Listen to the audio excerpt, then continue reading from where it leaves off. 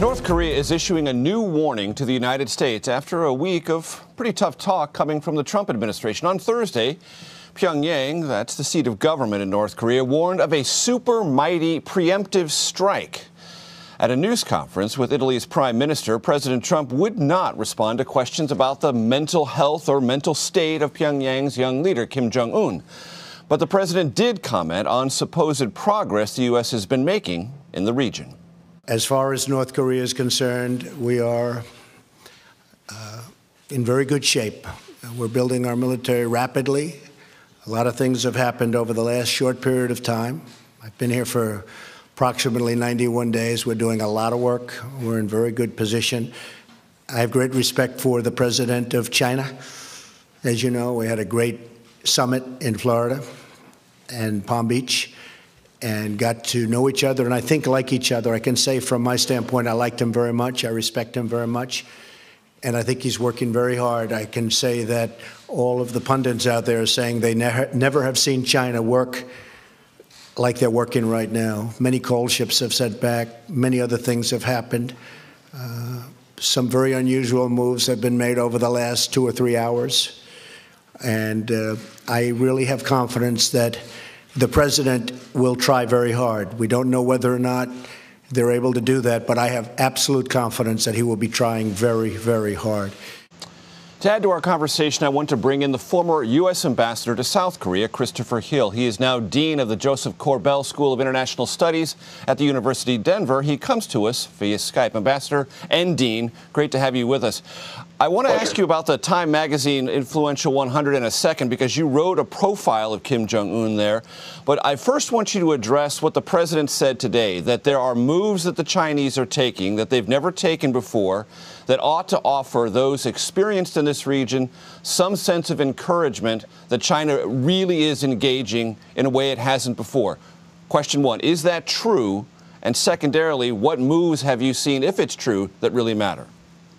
Ever since Kim Jong-un took power, the Chinese are obviously containing their enthusiasm for him. They don't like him. They've never invited him to Beijing. They've downgraded their relations with North Korea. So these are kind of incremental changes. I think what's happened more recently, though, is the Chinese, like the rest of us, have come to the conclusion that North Korea is intent on developing a deliverable nuclear weapon.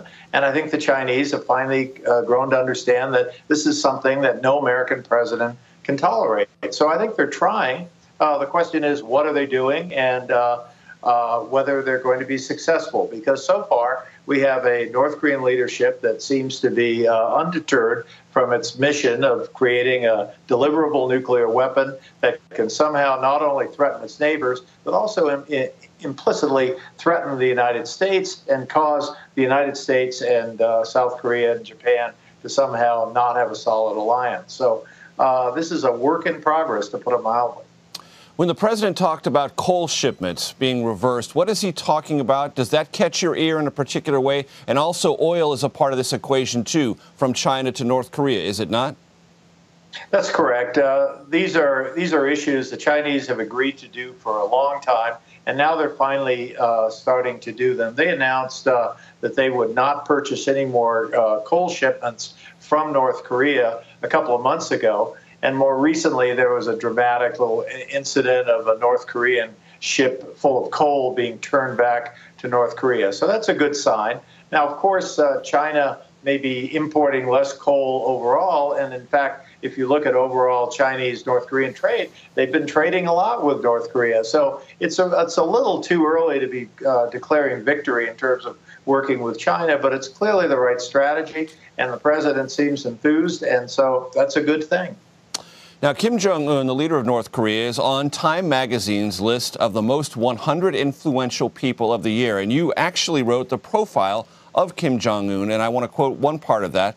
After 5 years in power, there are no signs that the mercurial and corpulent Kim is mellowing. I think you're trying to say not only are there no signs of that, but there may be signs that he's hardening. Yeah, I think he has, for a long time now, he has shown no interest in the negotiating process that his father was engaged in. Part of the reason is he really doesn't care what the Chinese think.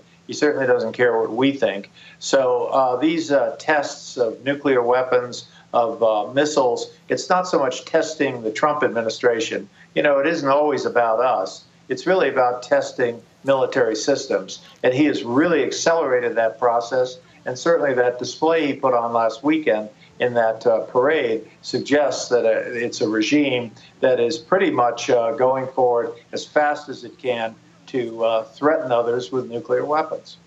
Now, this week, the Secretary of State Rex Tillerson said the United States is considering adding North Korea back to the list of state sponsors of terrorism. Explain to our viewers why it was taken off, when that happened, and what effect do you think this might have if North Korea is put back on that list? The North Koreans wanted to be removed from the list of state sponsors of terrorism. We felt that they were, this is back during the Bush administration, we felt that they, by the statute, they had not engaged in any terrorist activities in this time set out by the statute. So we were prepared to do that, provided they did some things. And what they did was they disabled their new plutonium reactor and blew up the cooling tower. So we were prepared to take them off that list. But I want to stress that list is mainly a symbolic list. It, for example, the two major provisions of it mean that the United States cannot give economic assistance to a country on that list, nor can the United States sell military equipment to a country on that list. So it's not too much of a stretch to suggest we have no intention of doing either things with North Korea. So this is more of a symbolic gesture, and I think of far less importance than the fact that China is beginning to implement important sanctions. And of course, as you know well, Ambassador, South Korea is an enormous part of this conversation, and it will elect a new president next month. How is the politics of that race influencing the calculus for the Trump administration, and how might it affect the ability of the administration to pressure North Korea going forward? The country we care about in the Korean Peninsula is indeed South Korea, the Republic of Korea. That's the country that we have the alliance with, and that's the country that we need to work with very carefully. We've done that for 50 years. We need to do that for another 50 years. We need to be close to that country. So one of the most important things we need to do is to make sure that the politics of that country do not, as they did in the early Bush administration, start lining up against the U.S., suggesting that the U.S. wasn't doing enough consulting, suggesting that the U.S. wasn't doing or was not willing to negotiate. So we have to be a little careful not to see those problems repeated. They have a president who's now been impeached and in prison.